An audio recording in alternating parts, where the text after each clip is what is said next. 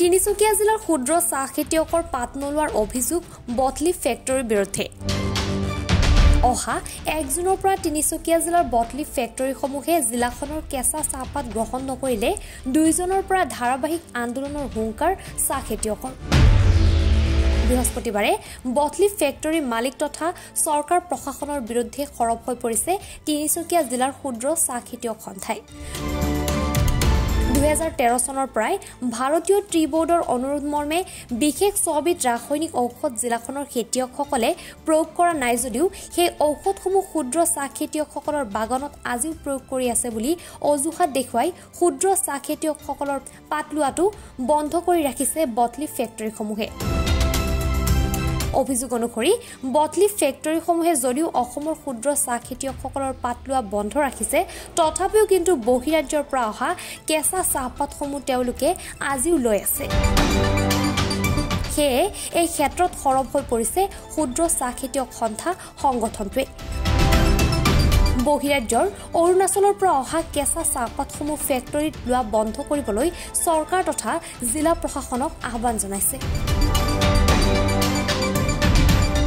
bought leaf ফেক্টৰীসকলে পাত নোলোৱা যিটো সিদ্ধান্ত গ্ৰহণ কৰিছে এইটো কিন্তু খেতিয়কক আমাৰ বিভ্ৰান্ত কৰিছে তাৰমানে আমাৰ কি কাৰণে পাত নলব তেওঁলোকে প্ৰথম তেওঁলোকে জনাই দিছে যে খেতিয়কৰ কেমিকেল উপস্থিতি ধৰা পৰাৰ কাৰণে তেওঁলোকে পাত নলব বুলি কৈ আছে কিন্তু সেই কথাটো তেওঁলোকৰ নহয় আমি এতিয়া অনুমান কৰিব পাৰিছো যিহেতু তেওঁলোকে এখন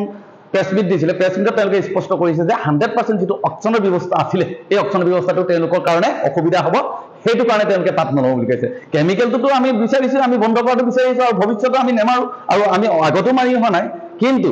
এইবিলাক সকলো কথা নৎসাত কৰা কিন্তু মূল তেওঁলোকৰ উদ্দেশ্য 100% অকচনৰ যিটো ব্যৱস্থা এই ব্যৱস্থাটোৰ ওপৰত তেওঁলোকৰ কাৰণে সাংঘাতিক এটা তেওঁলোকৰ দিগদাৰ হৈছে যিহেতু এই ব্যৱস্থাটো হোৱাৰ লগে লগে তেওঁলোকে অধিক মুনাফা লাভ আদায় কৰিব নোৱাৰাৰ কাৰণে আমাক এটা হাৰি এটা আপোনাৰ তেওঁলোকে আমাৰ কি কৰিছে থ্ৰেটেনিং দিয়া নিচিনাকৈ দি আছে বাৰে বাৰে এই বস্তুটো দি আছে যে আপোনালোকৰ পাত নলওঁ ইয়াত কিন্তু এটা বৃহৎ ষড়যন্ত্ৰ সোমাই আছে এই ষড়যন্ত্ৰটো কিন্তু এনেকুৱা হ'ব পাৰে আমি অনুমান কৰিছো যে ইয়াত চৰকাৰ আৰু বৃহৎ যিবিলাক কোম্পানী আছে এই কোম্পানীবিলাকো ইয়াৰ লগত জড়িত থকাকেইটা আমি অনুমান কৰিছো কিয়নো আমি যিহেতু আমি 52% পাত উৎপাদন কৰাও তেওঁলোকে 48 উৎপাদন কৰে যিহেতু আমাক কি কৰি আছে তেওঁলোকে এই ব্যৱস্থাটো থৈয়াদি কি কৰি আছে যে আমি পাতটো কেনেকৈ দিওঁ প্ৰডাকশ্যনটো আমাক কমাই দিব পাৰোঁ আৰু বৃহৎ কোম্পানীসকলে অধিক দামত তেওঁলোকে পাতটো মেট্ৰিটো বিক্ৰী কৰিব পাৰে তাৰ এটা ব্যৱস্থাও হ'ব পাৰে বুলি মোৰ অনুমান হয় আমাৰ সদৌ অসম ক্ষুদ্ৰ চাহ খেতিয়ক সন্থাৰ তৰফৰ পৰা আমাৰ অনুভৱ হৈছে 1 তাৰিখে যদি পাত নলয় 1 তাৰিখে যদি চৰকাৰক আমি কৈ আছো যে চৰকাৰৰ লগত আমি আলোচনা কৰি আছো ভাৰতীয় ট্ৰি বোৰ্ডৰ লগত আলোচনা কৰি আছো আমি উদ্যোগ মন্ত্ৰী বিমল বৰাৰ লগত আলোচনা কৰি আছো যদি 1 তাৰিখে আমাৰ পাতখিনি যদি খেতিয়কৰ পাতখিনি যদি 1 তাৰিখে নলয় তেতিয়াহ'লে কিন্তু আমি সদৌ অসম ক্ষুদ্ৰ চাহ খেতিয়ক কেন্দ্ৰীয় সমিতিৰ নেতৃত্বত আৰু আমি সকলো খেতিয়কে একেলগে হৈ কিন্তু ৰাজপথলৈ আমি জংকী আন্দোলন কৰিবলৈ বাধ্য হ'ম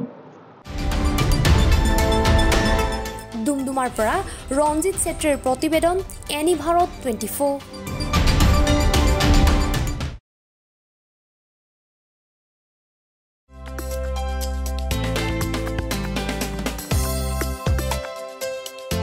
আপোনাৰ ঘৰখন আৰু অফিচ চালে চকুৰুৱাকৈ সজাওক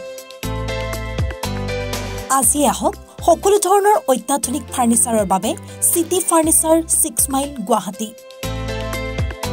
আমাৰ ঠিকনা 6 মাইল পাঞ্জাবাৰী ৰোড পুৰবিতাৰীৰ সন্মুখত গুৱাহাটী